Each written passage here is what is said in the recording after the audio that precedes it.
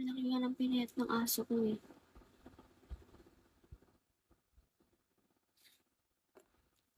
Makita niya lang ito siya ko. Siya.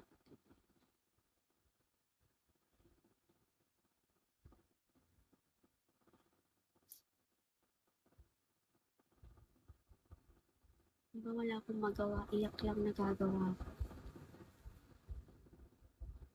Siya.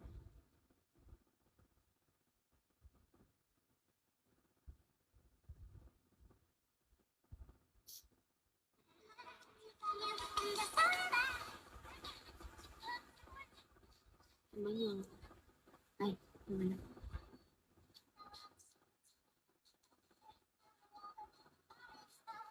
Hindi ko narinig yung tahol niya.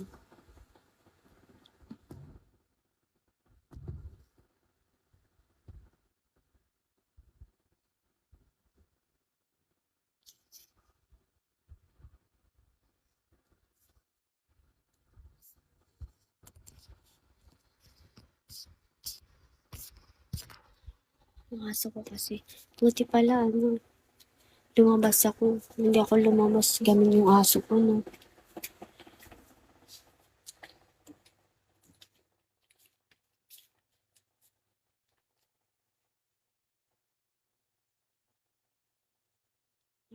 Sumatulog niya.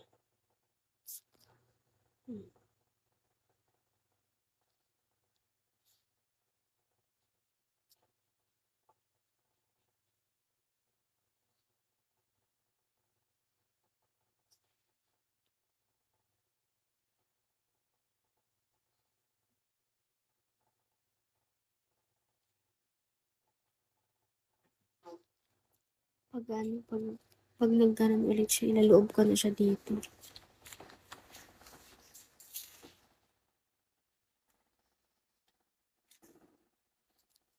Sana nga.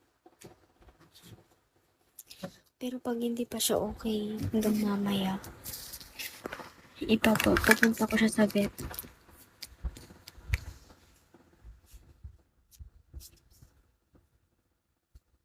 Bakit?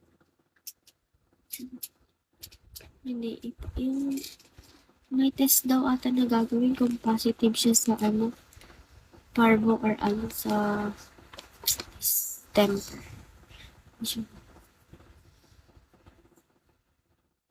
Anong ibig sabihin pag di siya nag-positive doon?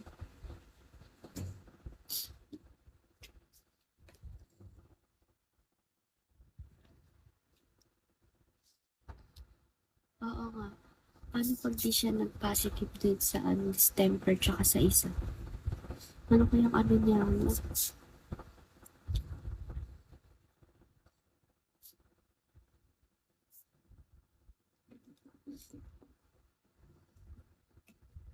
Galing kasi ako kila tatay ko. Tapos nung pag-uwi ko dito, sinabi nila mama ko, ang dami daw namatay na aso. At yung malalaking aso daw gano'n.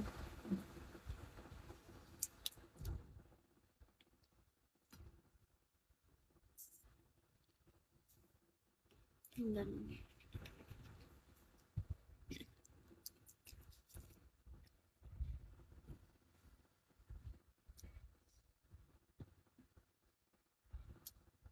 Sana nga gumaling na siya.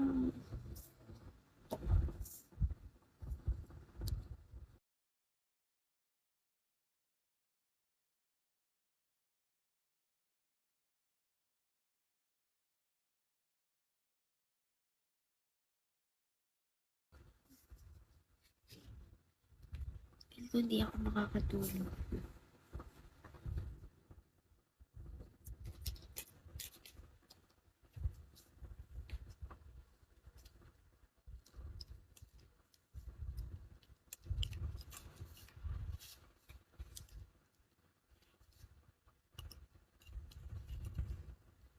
Wala akong magawa kundi umiyak lang. Tapos kinakausap ko siya.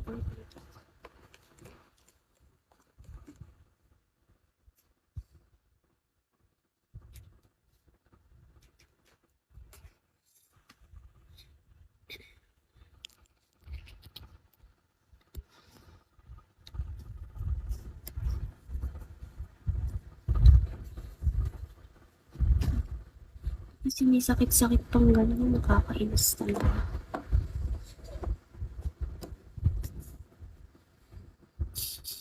Ano ba nagkanta ko sa'yo? Iyak po. Thank you.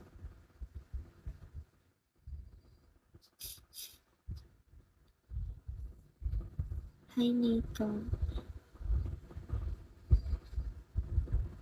Nung pinunta ko siya dito sa kwarto, nakatayo siya, nagulat ako. Akala ko okay na siya. Kaya pinicturean ko pa siya nung nakatayo siya. Tapos bigla siyang, yung natutumba siyang gano'n. Tapos yung bigla na siyang namisan. Hindi ko alam gagawin ko, tinawag ko sila mama.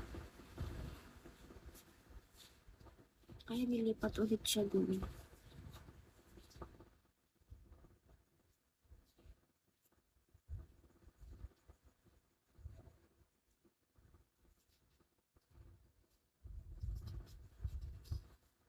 Wala po.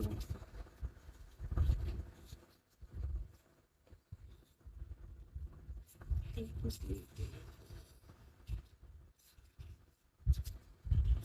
Hindi ko talaga alam gagawin ko. Wala akong alam sa mga gawin.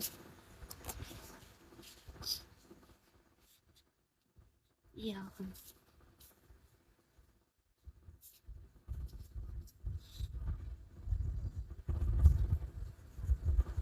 Bigla na lang siyang tumamlay. Tapos yun, hanggang ganyan. May kaya titignan ko siya gano'n. Hindi. Tapos, kagabi lang, kaninang umaga lang siya di kumain. Hanggang ngayon, di na siya kumain. Pero pinapainom siya ng tubig yun. Nilulunok niya ng, ang bilis niya uminom ng tubig. Pero yung tubig nilagyan ko, hindi kasi yung powder yung pinabili ko. Nakalimutan ko. Basta may, powder na gas para sa tubig.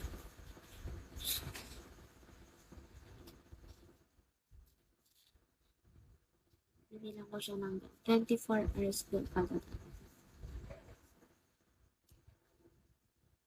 Hindi siya nagsusuka. Ayun, dextrose powder.